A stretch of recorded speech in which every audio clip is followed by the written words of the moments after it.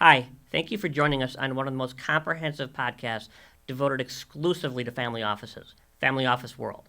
I'm your host, Ron Diamond, Chairman and CEO of Diamond Wealth. Stay tuned for today's episode. Well, I'm thrilled to be here today with Logan Allin. Logan is the managing partner and founder of FinCapital, where he's responsible for management of the firm, sourcing, making investments, maintaining board responsibilities, and adding operational value across the portfolio. Logan was most recently vice president of SoFi Ventures, where he was tasked with investing and working hands-on with fintech companies, as well as running SoFi's accelerator and corporate development efforts. Prior to SoFi, Logan focused on entrepreneurial advisory and operating roles at Light Street Group, 8 Group, Zanbato, Adipar, Point Finance, and a few other firms. Prior to his entrepreneurship venture, Logan was corporate executive as head of strategy, overseeing the enterprise fintech strategy and execution, while serving as a member of the operating committee at Atlantic Trust, the private wealth company of Invesco, now CIBC. Previously, Logan was senior vice president at City National's Bank Wealth Management Division, now part of RBC, where he led the technology strategy. Logan also spent his earlier career in management consulting and leadership positions at PwC, EMC, and Capgemini. Logan earned his Bachelor's of Arts degree in Public Policy and Political Science from Duke University and MS in Management from Stanford University's Graduate School of Business.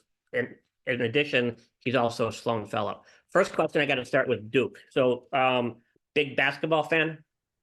I'm a big basketball fan. I have season tickets in Cameron.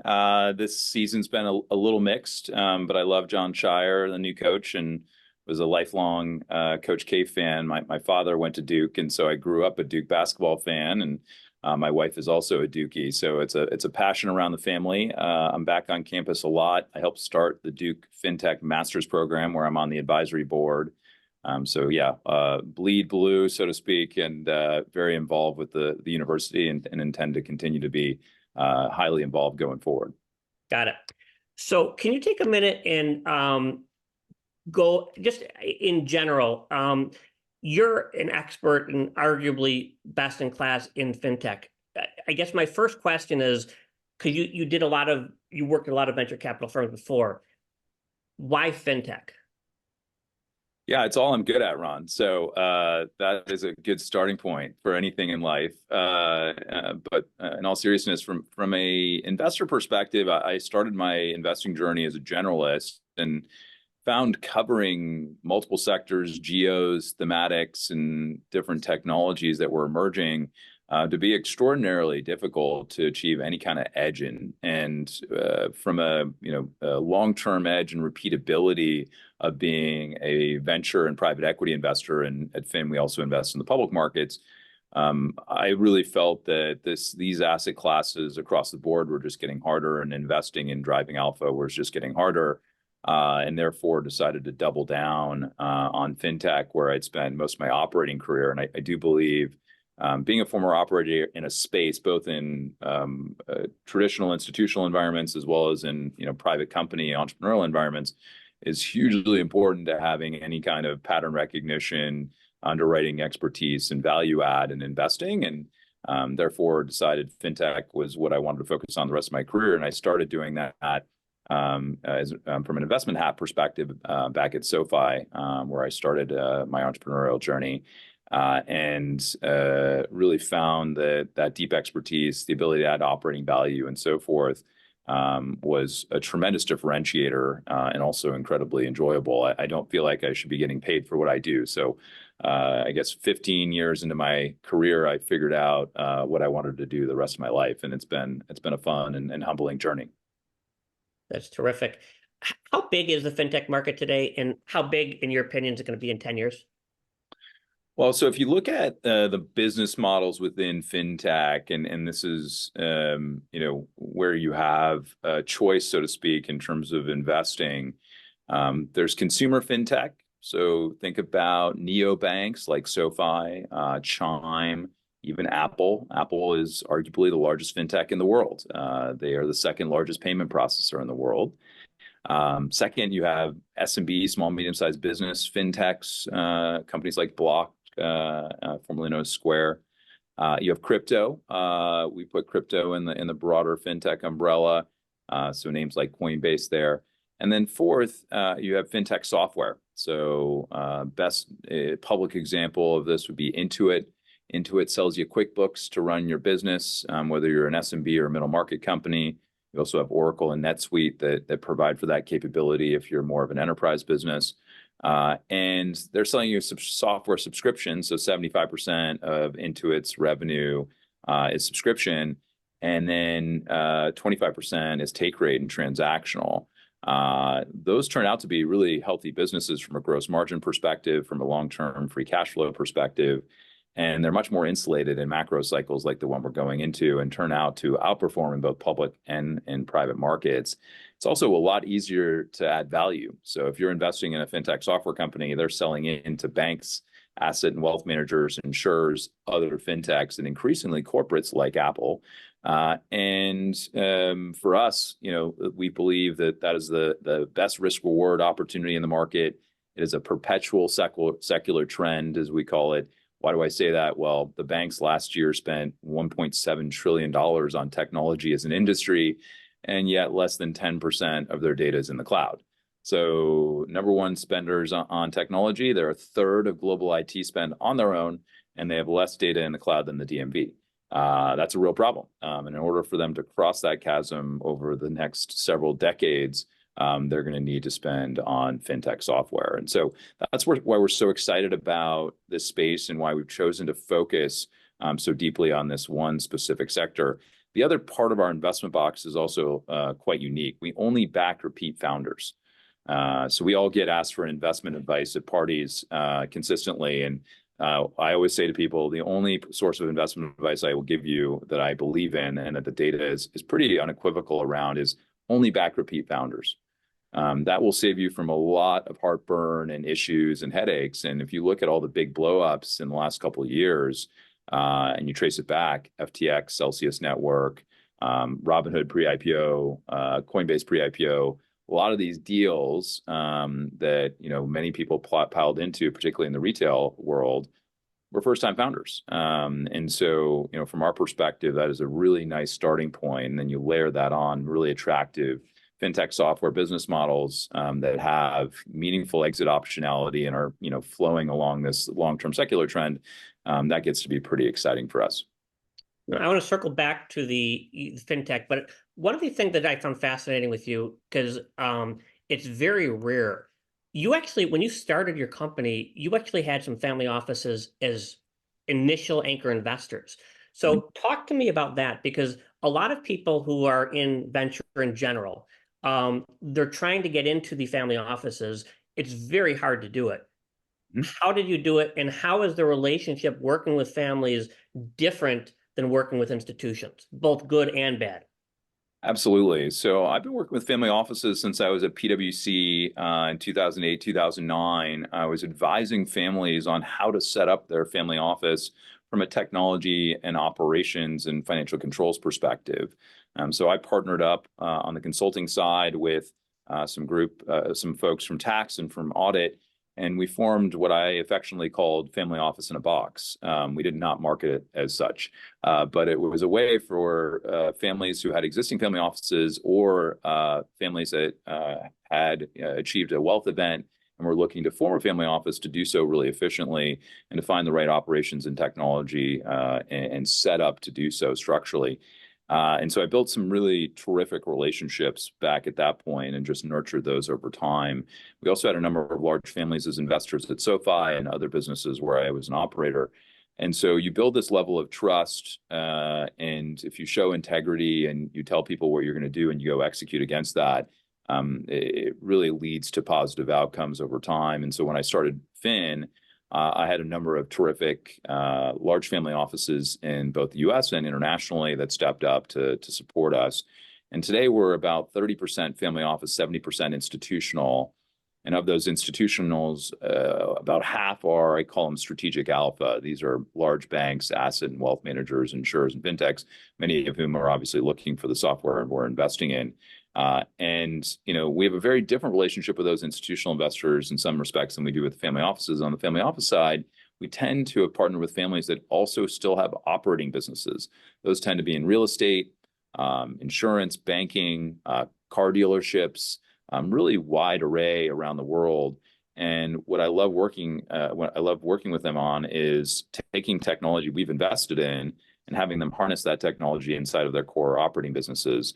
And like myself, they're all former or current entrepreneurs, and that's a really nice form of engagement and one that we can be very active around. And we see families increasingly not wanting to be LPs in the traditional sense. They will, be supportive of having kind of diversified exposure in our venture funds, our private equity funds, or our public fund. But they also want to have a significant amount of co-investment access.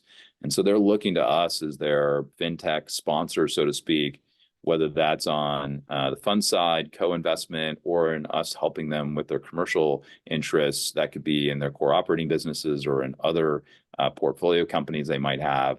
And then lastly, we want to be their first call on anything FinTech across the board. We saved a lot of investors from investing in things like FTX and other names where they just completely failed our investment box. We were very, I would say, loud about that in terms of advising them.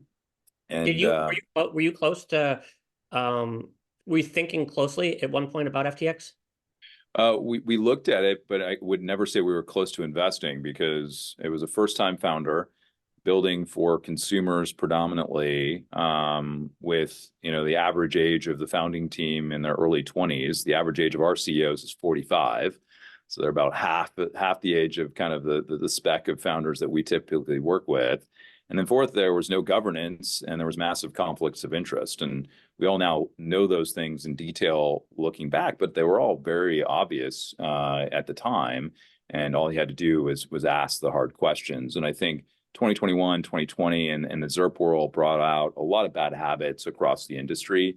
And unfortunately, in many cases, weaponized capital, which drove accelerated or non-existent diligence timeframes, and led to some really bad decisions at elevated valuations that obviously is still being rectified. And we're going through this reset now, which I think is fundamentally healthy, where we're asking companies to be thoughtful about their burn rates, bring EBITDA forward, particularly if they're in a growth equity or late stage scenario, and being extremely frugal and operating with first principles. And so I think it's not only a great time to reset your business, but it's also a terrific time to start a company. And we've been greedy while others have been fearful. And we ended last year as the most active FinTech investor in the world. And if you look at 2008, 9, and 10 from a venture vintage perspective, those were three of the best vintages in the history of our asset class.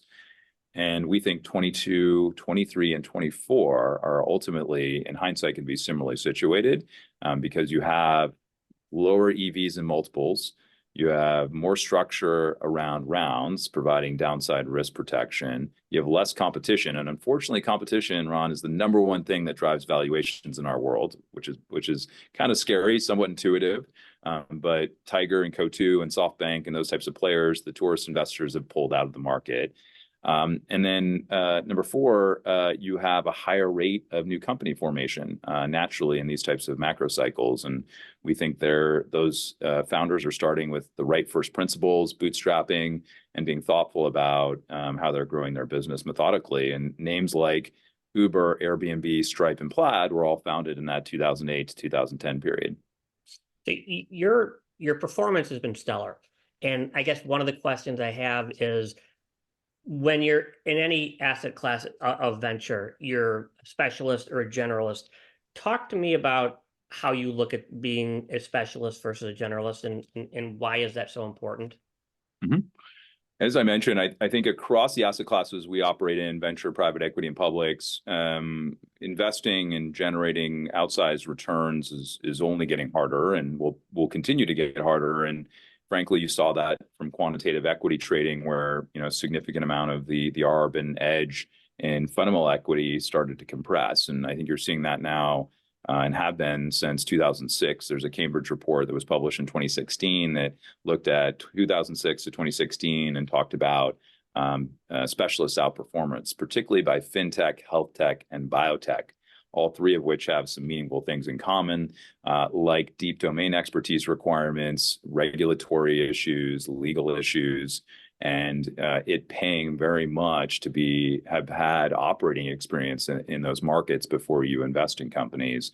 And so, for us, we've seen this outperformance in the data.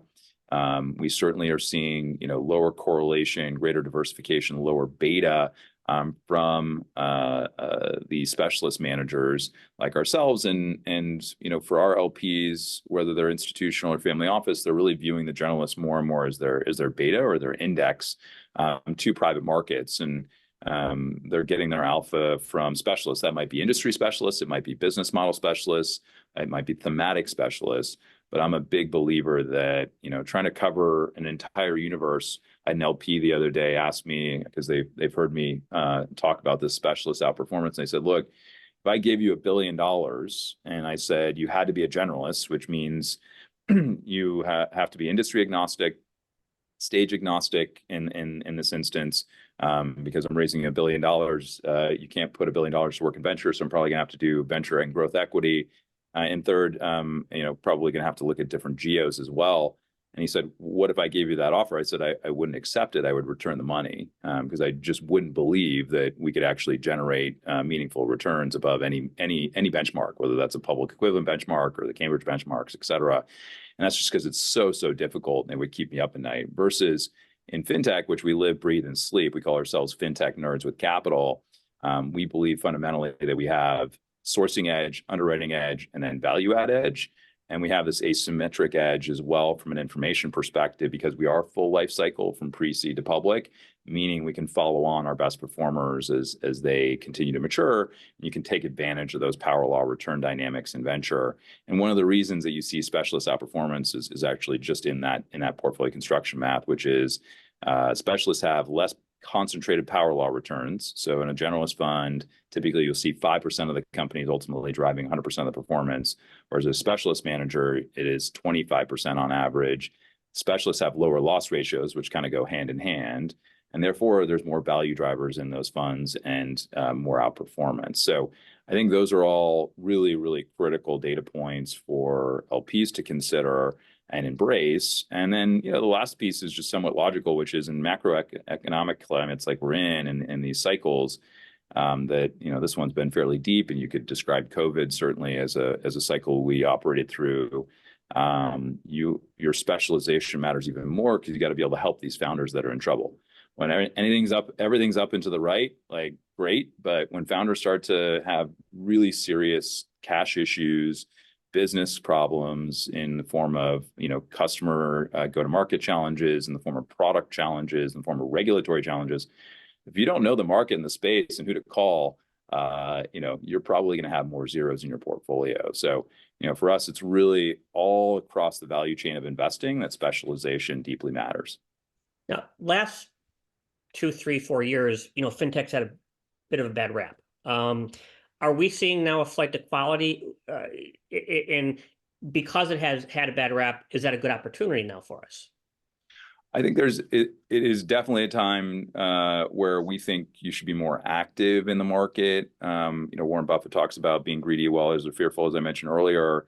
2022, 23, 24, have been incredible opportunities to put dry powder to work if you had dry powder, right? We last raised capital in 21, and we're still putting that capital to work. And I think there was this idea of accelerating capital deployment so that you could come back to market more quickly. We've always been on a 3.5, 4-year pacing for our private funds. And I think it's really incredibly important to have vintage diversification, which implies pacing, as well as having reserve concentration in your funds. And then understanding where the puck is going vis-a-vis that flight to quality idea. And our belief is that it is exclusively in B2B software within the FinTech world that consumer FinTech, SMB FinTech, and crypto, particularly I would describe it as crypto native players versus Web3 blockchain, which, as a technology solution and stack has a lot of merit. We have a number of companies in that category, have really fallen out of favor. So if you look at just those three business models in the public markets and the private markets, they've dramatically underperformed. As an example, Square Block was trading at 21 times in June of 2021. They've compressed down to somewhere around 1.5 to 2 times revenue on an enterprise value basis. And that's a scary amount of compression. Why is there that much compression? 100% transaction-driven revenue base, so no subscription software, predictability in the forecasting around their business model, and then teens to early 20s gross margin on average over the last couple of years. And public equity investors just don't get excited about those numbers. If equity analysts in the street can't easily forecast your revenue and can't get excited about your gross margin profile, your long-term free cash flow margins, and your ability to reinvest in the business as a result, they're probably not going to be very supportive of you in the public markets. And then the incumbency pressure, right? So our software companies are enabling the banks to actually compete with those consumer and SMB, and in some cases, crypto players. And that means that they're spending, JP Morgan spent $15 billion on technology last year. Pretty hard to compete with that. And that's just on the innovation side, right? That doesn't include cyber spend and all these other categories. So, I think if you're a consumer, SMB, or crypto player, you're quaking your boots right now, and you're in a lot of trouble, and your multiples on a relative basis have really compressed, and you're feeling the pressure. And just as an example, not to get too geeky here, but most of these companies are making money on interchange. And we all saw what happened to brokerage fees because Robinhood, brokerage commissions went to zero. Interchange is dramatically getting compressed. And if you don't have software on top of your interchange revenue, you are going to have a lot of challenges. So you B2B versus B2C in FinTech, you look at they're almost two different asset classes. Is that fair? Absolutely. Yeah. Night and day. And certainly from our perspective, the B2B elements are so much more attractive and more insulated in this type of environment. Talk to me now about the exit environment, because, right now, a lot of family offices, the challenge is that they've been deploying a lot of capital. They haven't been getting a lot of capital back. What's the exit environment like in FinTech in general? And then I'll go into venture, FinTech in particular, and then venture in general. So I would say, interesting stat just on the B2B versus consumer, 91% of M&A events last year in FinTech were in B2B companies. You got to create, as an investor, exit optionality, as we call it. So somebody has to be willing to pay for your company. That is either in a strategic sense. So there have to be very, very active strategic acquirers. For us, that's public and late stage FinTechs and public and late stage big tech players, the Microsofts, the Salesforce, the Oracles of the world. Secondly, buyout, right? We have $1.2 trillion of dry powder and buyout managers right now. That's a lot of capital sitting on the sidelines looking for a home. If you look at Tama, 5 of their last several deals have been in FinTech software companies. So you got to find things that from a trend line and a long-term perspective are going to be attractive to buyout, either through the sponsor company or on a complete takeout basis. And then lastly, you have to find things that actually trade well in the public markets, because your worst nightmare as a private investor is you just put a bunch of money into a private company at a specific valuation, and then at the IPO, it completely craters, which you saw in consumer, SMB, and crypto names back in 21 and 22.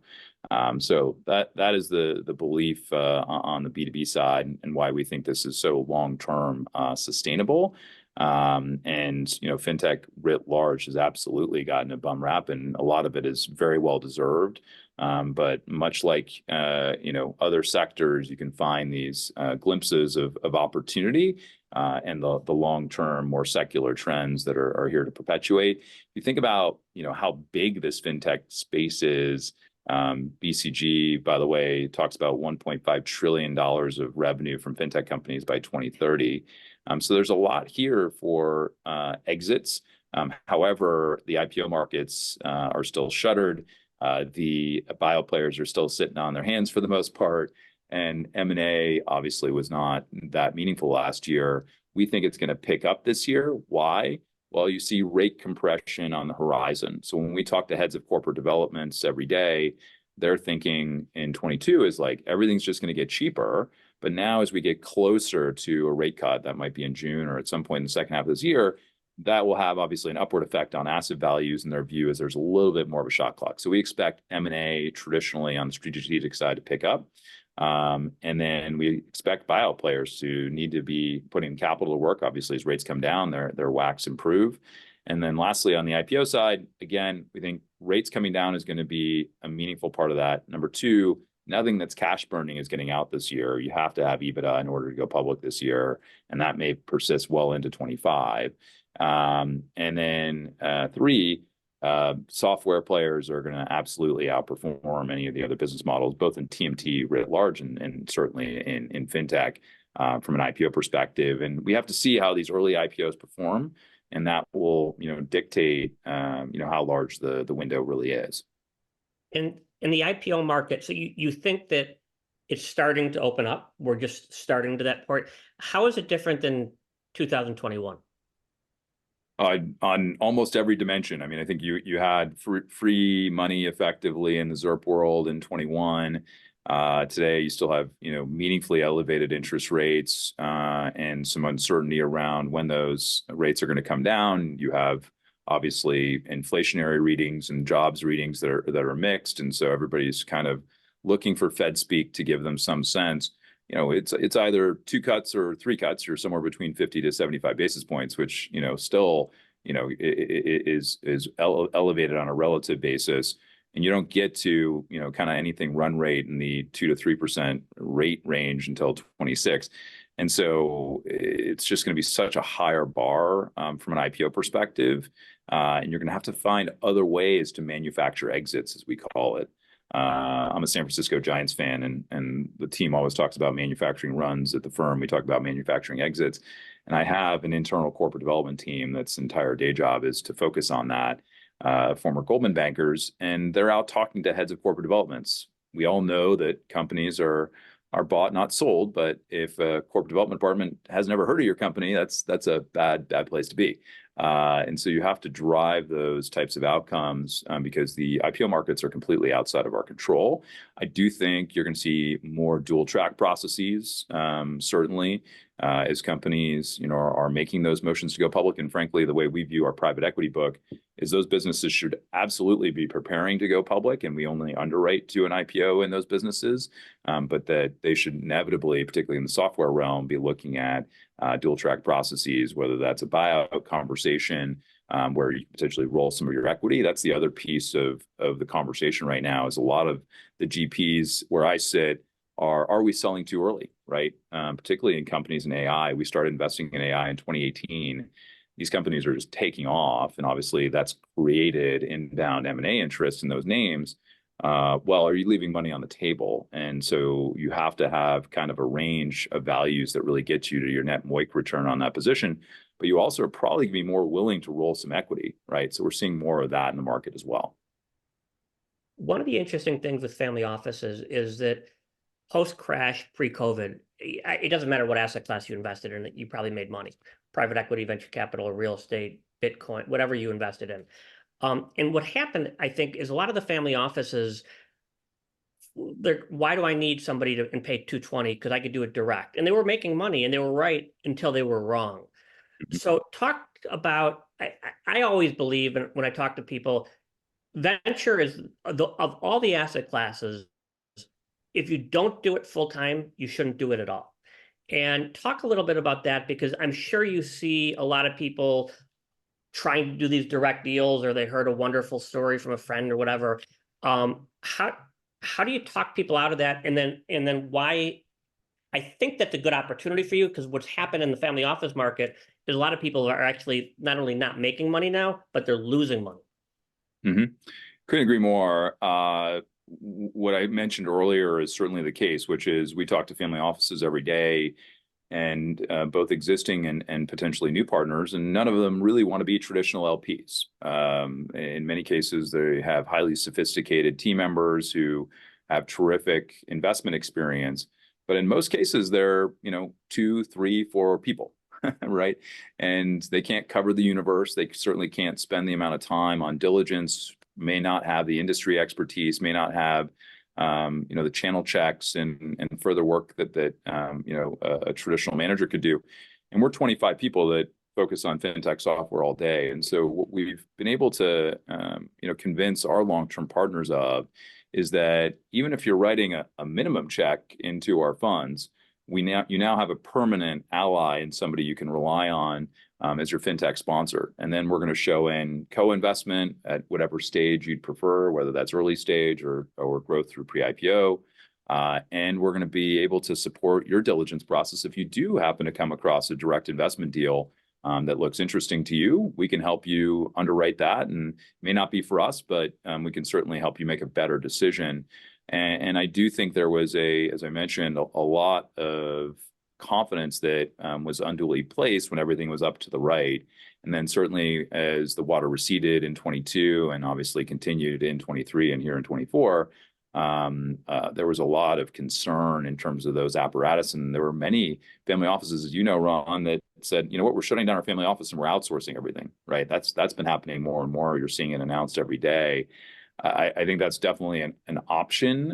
However, if you really want to manage your family office and it's doing much more than simply the investment side, whether that's bill pay and administration, whether it's philanthropy, whether it's hard asset management and so forth, maintain that family office is important. But then picking a select set of managers that you like and trust, that have proven track records, that you believe have a repeatable process where those track records are going to perpetuate, and that you can work with on a sponsor co-investment basis. When I say sponsor, what I mean by that is when we're leading a round or we're participating in a round, certainly if we're leading in the term sheet, we say we're writing whatever the check size is, somewhere between 1 to 50 across our private equity funds. And we're going to carve out X amount. If let's just use the $50 million example, we're going to carve out 50 million for our co-investors, and they're going to come either through a vehicle or direct to cap table, as the case may be. And we are providing them our investment memo, all of our customer channel checks, all of our cap table checks, all of our board checks, all of our background checks on founders. We do full background checks on founders, which I think is hugely important, and everybody should be doing it. And we share all that diligence with them through a data room so that they're fully informed. Some of our families will commit and say, hey, you know what, we trust you at this point, so we're going to commit X dollars per co-investment of this size. Others very much want to operate deal by deal, and we fully respect that as well. So I think that's the way that family offices should operate vis-a-vis their private market relationships. And even on the public side, where we're covering, the universe of enterprise software with the FinTech lens, we're talking about individual positions and opportunities we're seeing in the market and dislocations and value-based opportunities, catalysts, and so forth all the time. And so, we are seeing families that still like to have some maintenance of public equity investing inside the family office. So it really is across the board a highly active, integrative relationship versus a passive one. And I think that's critical to the success long-term of the firm. You said earlier something that was interesting. It kind of went in one area, and I thought about it. You said you were the number one in volume in FinTech, like more than Andreessen? We were. So Andreessen finished second last year. We finished first. And this is a research from a league table perspective done by FT Partners. So we made 51 investments last year. 30 of those were new, 21 were follow-on. Andreessen finished second, made 35 investments. And this is not a goal or a metric we care about, just to be very clear. This is purely a symptom of the environment, which is very attractive and was very attractive in 23. Where, as I mentioned, you had EV and multiple compression, less competition, which drove down valuations, far more structure, particularly in private equity scenarios. So let me talk about structure a little bit. We were seeing multiples on lick prefs. We were seeing pay-to-play scenarios. We were seeing ratchets. We were seeing warrants coverage. We were seeing no lockups on shares in pre-IPO scenarios. All the things that you saw kind of in that 2008 to 2011 period were back. And the pendulum had swung back into investors' hands, and that is the time you put capital to work, right? And it's all about price and ownership at the end of the day. And for us, we saw optimal environment for that in 22, 23, and we still see it in 24, and we've still been hugely active in the market. And that comes from a place of really striking while the iron's hot, understanding vintage diversification, understanding these market cycles. And having lived across many of them in the past, I spent time growing up here in the Valley and spent a lot of my formative time here in the late 90s and seeing what was happening in the 90s with just incredibly poor fundamentals with vanity metrics and lack of diligence and poor governance and all those things. And somehow we don't learn. And it reared its head again in 2019 through 2021. And obviously there's rate correlation there in several cases, but it's also up to us as an industry to act better, act as fiduciaries. And as you know, Ron, we're an RIA. I think that should be table stakes for managers on a go-forward basis. Now, your track record is impeccable. You've got a phenomenal track record. Your performance has been great. If I had to ask, like, what's your secret sauce? I know people kind of ask that question, but if I asked that question, what would your answer be? I would say discipline to an investment box. So whenever I meet with other managers, and I do this all the time, and I've invested personally in some funds, I ask them, what is your investment box? And if they can't describe that to you in a couple sentences, there's a problem. And for us, our investment box is very clear. We back repeat founders building fintech software full life cycle. And then we have very specific benchmarks we use on a metric basis by stage. And so that is probably a key part of our secret sauce. I think secondly, and by the way, that staying disciplined was extremely hard for people in 2020, 21.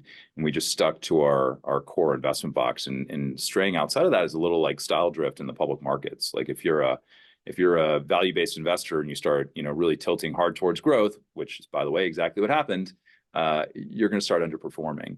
And so for us, that discipline to the investment box. And then number two, deep domain expertise and knowledge across our team, where we could really roll up our sleeves and fundamentally underwrite these businesses in terms of the business model, the product and the technology stack, the quality of the team. Again, only backing repeat founders, but not all repeat founders are created equal. So you still got to do a ton of work on those founders.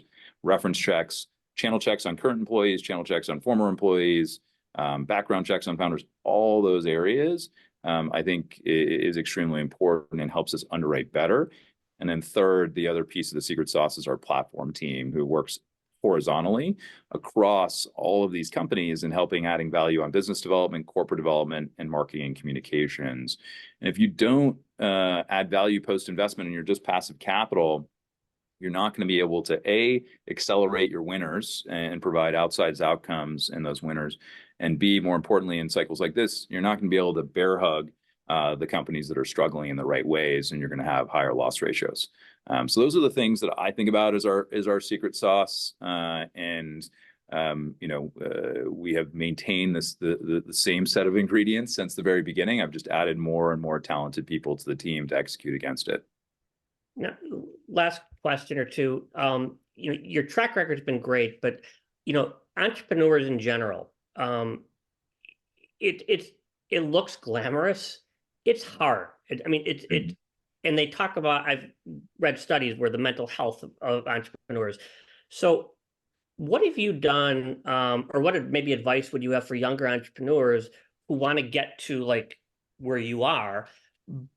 But I'm talking more from an emotional and psychological standpoint than I am a widget standpoint.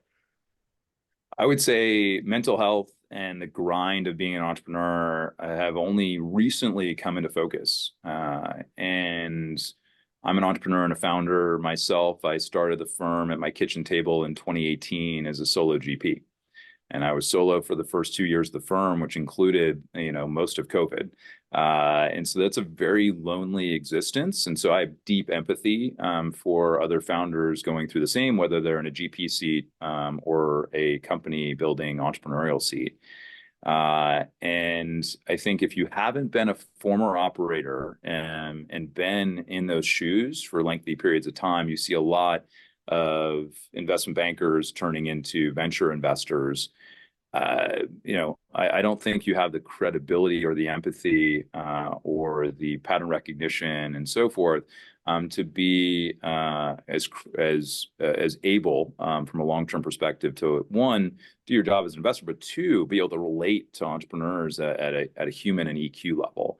And so we have some very, very difficult conversations with entrepreneurs about layoffs, about rounds that are more challenging to raise in this environment, about credit exposure and losses in the loan book. I mean, there's all of these different topics. And if you haven't been through it yourself as an entrepreneur, you're talking as if you're a consultant on the sidelines, and you're not the man in the arena. And we always want to operate as the man or woman in the arena, who's actively hands-on working with that founder. And we want them to feel like we've got their backs in good times and in bad times. And I always describe our role as the navigator sitting shotgun in a car. Founder is the one with their hands on the wheel. So, they're the ones that we have to advise and give direction to. At the end of the day, we have to empower them to make those decisions and trust that they'll make the right ones and be there regardless, from both a capital and a platform value perspective. And I'm on many boards, and you're just consistently having, conversations and, confrontations and so forth that you all believe in the company, and you want to do what's best for the business and the shareholders. But then you also understand you have a number of humans in the room, and you have to be thoughtful about where they're coming from, what's going on in their lives, and all the nuance around that versus just being purely analytical. It's interesting. I think one of the things people don't fully appreciate is that being an entrepreneur, it's not just a question of how smarter you are or what's your skill set. You need to have the stomach for it, and because it could be an emotional roller coaster. I could talk to you I could talk to you all day. Last question I have for you, which is something I ask all the entrepreneurs that I work with and talk to. You've done extremely well at a relatively young age. What, in general, are you most grateful for? And this is not specific to performance of Fin. Like, if I ask you, what are you most grateful for? What's the answer? Most grateful for family and health, right? Those two things come first. And we talk about this a lot at the team level. And a lot of the way our firm is structured and the way we think about interactions is very much on health first, family second, and then the firm. And so you got to take care of yourself, got to take care of your body. I'm a cancer survivor, so that factors in pretty meaningfully for me and has in the last decade. And then family. And for me, that's my wife, who supported me through the founding of Fin. She was first money in, as we describe it, because I took a leap of faith and didn't pay myself for many, many years. And she thankfully had a great job and was able to get us through that period. And then my parents, who were both Army brats, came from very little, taught me a lot about having zero entitlement and needing to work for everything. And that is a lesson that we very much try to pass on into our team, to our entrepreneurs, and certainly anybody we interact with that might be aspiring to build something, whether that's an investment firm or a technology firm or something else. Having humility, lack of entitlement, understanding that this is ultimately a grind and no path is linear is really important. Well, congrats on all the success you've had.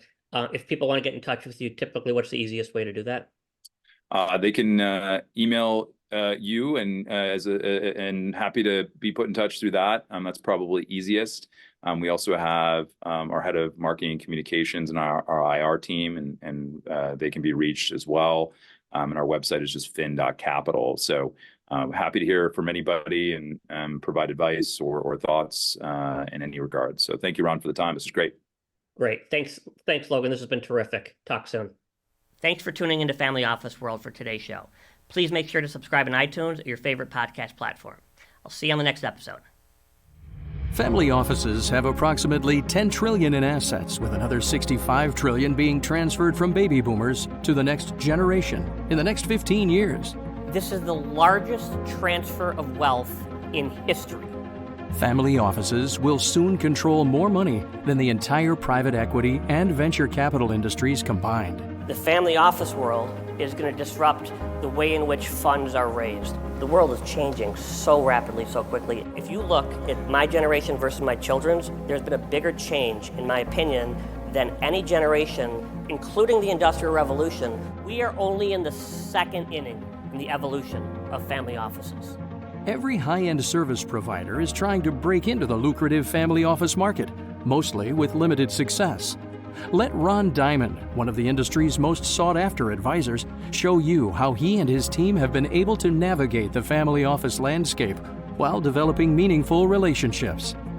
I was giving a lecture, a keynote at Stanford about 2 years ago, and I had $5 billion families on the stage. And I asked each one of them, I said, what's a family office and why did you create it? And I had 5 completely different answers. And nobody was wrong or nobody was right.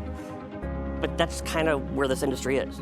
Only 25% of family offices make it to the second generation. 10 make it to the third, and 5 make it to the fourth. So the model doesn't work. Here's what we need to do. We need to come together as a community and share best practices. Representing over 100 family offices, from 250 million to 30 billion, Diamond Wealth has curated a community of family offices to collaborate and share best practices.